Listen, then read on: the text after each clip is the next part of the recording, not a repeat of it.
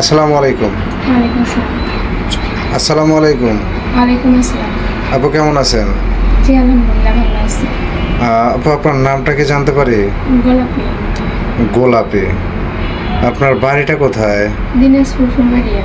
দিনাজপুর ফুলবাড়ি। জি। ও আচ্ছা আচ্ছা। আপনার ফ্যামিলিতে কে কে আছে? আমার ফ্যামিলিতে শুধু আমার মা আছে। ভাই বোন কেউ নাই? না। বাবা? না। ও আচ্ছা আচ্ছা। বাবা নাই কত বছর? যখন আমি ক্লাস 10 পর্যন্ত পড়ি তখন। ও আচ্ছা আচ্ছা, যখন ক্লাস 10-এ পড়েন তখন থেকে। আচ্ছা আচ্ছা, আপনি তো জানেন যে আমাদের এখানে মেয়ে মানুষকে মানে যে একটা মেয়েকে কেন আনা হয়, তাই না? আপনাদের এটা আমি দেখছি, দেখার পরেই মানে যে আপনাদের এটাতে আসলে যোগাযোগ করার চেষ্টা করছি। আচ্ছা আচ্ছা। আপনার বয়সটা কত? 25। 25। 24-25। 24-25। আপনার কি আগে বিয়ে হয়েছিল? না। বিয়ে হয় নাই? ও আচ্ছা আচ্ছা। আসলে মূলত আমাদের এখান থেকে তো দেখা যায় যে অনেকেরই বিয়ে হয়ে গেছে, আবার অনেকের হয় নাই। তো আপনি কেমন ছেলে চাচ্ছেন, মানে যে কেমন ছেলে পেলে বিয়ে করবেন? ভাই গরিব ঘরের মেয়ে তো বিয়ের প্রস্তাব আসে কিন্তু ভেঙে যায়। আসলে যে পরিমাণ টাকা পয়সা চাই সেই হিসাবে তো টাকা পয়সা দেওয়ার মতো ক্ষমতা আমার মায়ের নাই, বাসা বাড়িতে কাজ করে। তো কোনো রকম আর কি দিন চলে। ভালো যদি পাই, আল্লাহ যদি কপালে ভালো কিছু লিখে রাখি, কেউ সহযোগিতা করে যে না আমি আসি, আমি দেখবো কি এই আর কি, তাহলে তো অবশ্যই করবো। তার মানে আপনার বিয়ে আসে কিন্তু টাকার জন্য ভেঙে যায়। টাকা অনেক মানে যৌতুক চাই। আচ্ছা আচ্ছা। আমাদের এখানে দেখা যায় যে অনেক ভাইরে আসে, অনেক মেয়েকে বিয়ে করে নিয়ে যায়।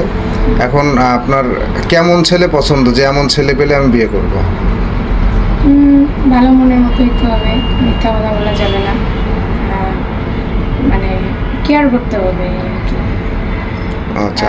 গরিব হিসেবে অনেকে ভাবে যে না অনেক কিছু ডিমান্ড থাকে, না আমার এরকম কোনো ডিমান্ড নাই, ভালোভাবে রাখলে ফেলে না দেয় যে ওর মা বাসা বাড়িতে কাজ করে, কয়দিন পরে বিয়ে করলাম কয়দিন পর ফেলে দিলাম, তাহলে দরকার নেই। আচ্ছা, আপনার মা কি করেন? বাসা বাড়িতে কাজ করে। বাসা বাড়িতে কাজ করেন। তা আপনি কোনো কাজকর্ম করেন কি? না, আমার বাবা মারা যাওয়ার পরে পড়ালেখা বন্ধ হয়ে যায়, আমি বাড়িতেই থাকি। আচ্ছা, আপনার বয়স তো 25। মানে কত বছর বয়সে একটা ছেলে পেলে তাকে আপনার স্বামী হিসেবে গ্রহণ করবেন? বয়স তো কম হয় না, 24-25 চলতেছে, সেই হিসাবে যদি ভাগ্যে জুটে তাড়াতাড়ি তত ভালো। কারণ মেয়ে মানুষের বিয়ে তাড়াতাড়ি হলে এতে ভালো। আর একটা মেয়ে মানুষ অসহায় হলে আর কি, যে বাসায় পড়ে আছি, প্রস্তাব আসে না, আবার আসে কিন্তু হয় না, তো এতে তো বাবা মার বোঝা। হ্যাঁ, আমি ওইটাই আপনার কাছে জানতে চাচ্ছি। আমাদের এখান থেকে অনেক ভাই আপনাকে পছন্দ করবে এবং করতে পারে, বিয়েও করতে চায়, বিয়ে করবে। এখন আপনার একটা তো পছন্দ অপছন্দ আছে, মানে আপনার বয়স 25, এখন কত বছর বয়স হলে, মানে ছেলের কত বছর বয়স হলে তাকে বিয়ে করবেন? আমার কাছে বয়সটা সাবজেক্ট না, যেহেতু গরিব করে মেয়ে, বেশি বাছাই করলে আবার সমস্যা, ভালো মনের মানুষ হলেই হলো। ও আচ্ছা আচ্ছা। আপনি লেখাপড়া জানি কতটুকু করছেন? 10 পর্যন্ত পড়ার আগে বাবা মারা গেছে। ও আচ্ছা আচ্ছা। তাহলে আপনি বলতে চাচ্ছেন যে বয়স কোনো ফ্যাক্ট না, সে গরিব হোক ধনী হোক তাতেও কোনো যায় আসে না, মনটা ভালো হতে হবে, ভালো মানুষ হতে আমি হবে। কোনো কিছু দিতে পারবো না ভাই, আমার মায়ের ওই অবস্থাটা নাই যে আমি তাকে কোনো কিছু দিয়ে হেল্প করবো, এরকম অবস্থা আমার নেই। মানে যৌতুক পারবো না, এটা আমার পক্ষে সম্ভব না। ও আচ্ছা আচ্ছা তার আপু। জন্যই এখানে আসা। আচ্ছা আপু, আমাদের এই ভিডিও তো দেশ প্রবাস সব জায়গা থেকে দেখবে। এখন যদি কেউ আপনাকে পছন্দ করে, আপনার সাথে যোগাযোগ করতে চায়, তাহলে তো আপনার ফোন নাম্বার লাগবে। আমার তো মোবাইল নেই ভাই। না, এটা তো কেউ বিশ্বাস করে না। আপনার নাম্বার যদি থাকে তাহলে নাম্বারটা দেন, আমরা মানে স্ক্রিনের উপরে দিয়ে দিই।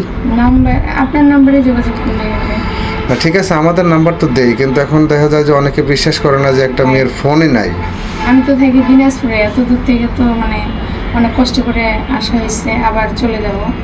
তো আপনার নাম্বারে যোগাযোগ করলে আপনি শুধু আমাকে বলবেন, আমি আসবো। প্রিয় দর্শক বন্ধুরা, আপনারা কথাগুলো শুনলেন। যদি আপুটের কথা শুনে কারোর ভালো লেগে থাকে, যদি হৃদয়ে একটু জায়গা হয়ে থাকে, তাহলে অবশ্যই আমাদের স্ক্রিনে দেওয়া নাম্বারটিতে যোগাযোগ করবেন। আর হ্যাঁ, যদি কারোর ভালো লেগে থাকে তাহলে অবশ্যই স্ক্রিনশট দিয়ে আগে একটা ছবি পাঠাবেন, তাহলে আমাদের বুঝতে চিনতে সুবিধা হবে। সবাই ভালো থাকবেন, সুস্থ থাকবেন, আল্লাহ হাফেজ।